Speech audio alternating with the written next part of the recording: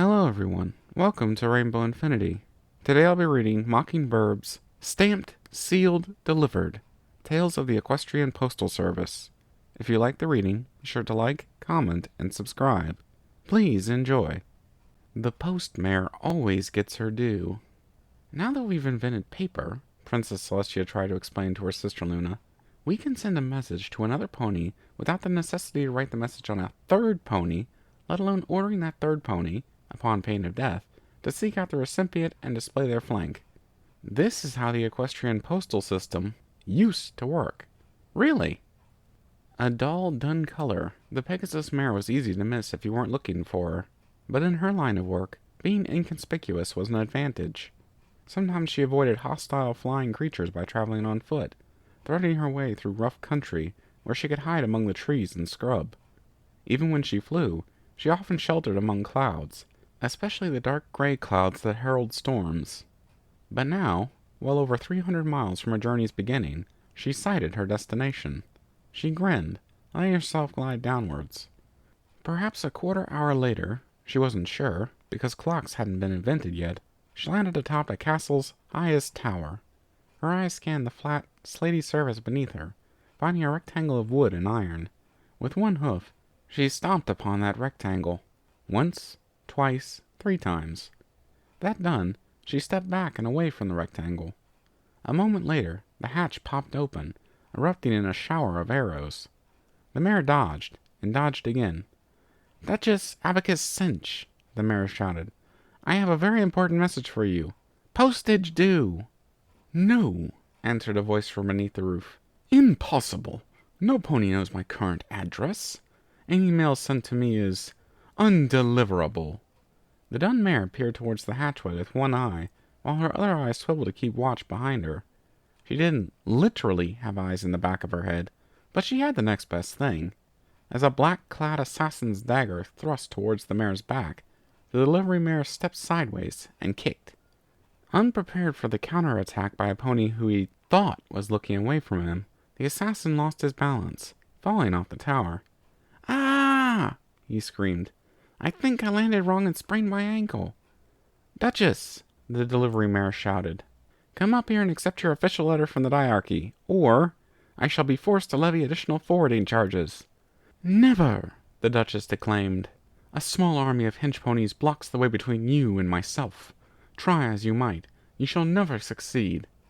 Neither snow, nor rain, nor heat, nor gloom of night, the dun delivery mare started to reply, but a large, muscular pony flipped up onto the tower's roof from below. He pressed a strong hoof over the dun mare's mouth, and his other foreleg wrapped around her neck. The dun mare elbowed her attacker, who only squeezed harder. The delivery pony threw herself down on her side, which slammed her attacker against the tower's roof. Despite himself, he grunted softly. That, though, was barely the battle's beginning. "So you see," the dun mare explained, "skillfully wrapping packages is an important part of my job." Lying on the ground in front of the delivery pony, a crimson alicorn struggled against the many loops of twine that restrained her body. "This is an affront to my dignity. A commoner like you deserves to die, for daring to even touch me." The delivery mare giggled. "Didn't you see my flank?" She looked at herself. "Oh, sorry. Other flank." The mare rotated 180 degrees. Upon her flank, the other flank, some pony had written a note in long-lasting ink, signed with a hastily scrawled signature and a simple yet artful sketch of a crescent moon. "See?" the dun mare giggled again. "A letter written and signed by Princess Luna herself, ordering you to cease your rebellion and return to Canterlot." "You think you've won," the Duchess sneered. "You think you've delivered your message, but there's something you don't know. A secret that ruins your plan." "What's that?" the dun mare asked, her eyes big with innocent curiosity. The noble pony laughed, with a loud, echoing evil. "I can't read!" The dun mare sighed. "I suppose there's nothing to be done for it." "Yes!" the noble cackled. "I win!"